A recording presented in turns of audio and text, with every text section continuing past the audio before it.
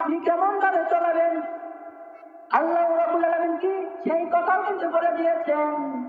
আল্লাহ রাব্বুল আলামিন বলতেছেন পারিবারিক জীবন সম্পর্কে আল্লাহ রাব্বুল আলামিন সূরাতুল ইব্রাহিমের 1 নম্বর আয়াতে বলতেছেন আলিফ লাম রা কিতাবুন আনজালনাহু ইলাইকা লিতুখরিজান নাসা মিনাজ যুলুমাতি ইলান নূর বিইذনি রাব্বিহিম ইলা সিরাতিন আজিজিন হামিদ। জোরে বলি আল্লাহু আকবার।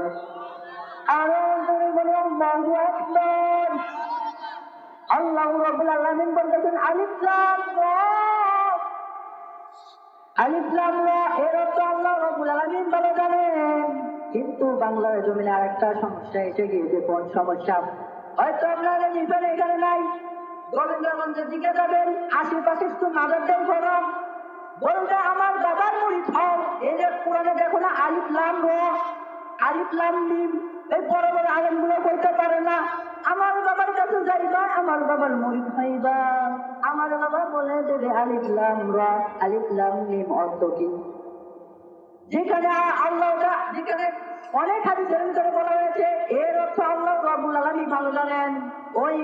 ওই যে বাবা 7 দিনে একদিন গোসল করে না, গোসল তো করে না, কোরআনে একটা হরফ পড়ে দেখে না, আর ওই বাবা নাকি বলবে আলিফ লাম রা, আলিফ লাম মিম, ইয়াসিন, এগুলো নাকি অর্থ বলবে।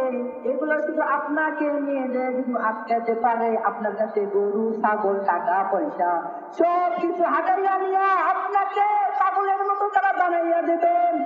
আপনি যদি একটা ভালো মানুষ হতে চান, অ্যাটিটিউড হতে চান, কোরআন খুলে দেখেন, আপনি সব সমস্যার সমাধান পাওয়া যাবেন।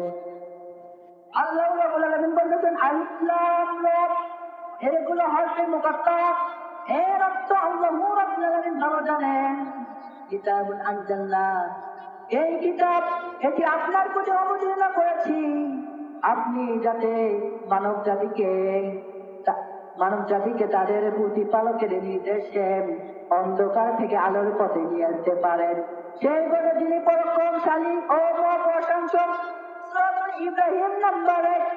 এখান থেকে বোঝা গেল এই কোরআন মানুষের ব্যক্তি চরিত্রকে উন্নত করেন। এই কারণে এই কোরআনকে বলা হয় হুদাল লিন্নাস, তথা সমস্ত মানুষের জন্য পথনির্দেশক। আল্লাহ রাব্বুল আলামিন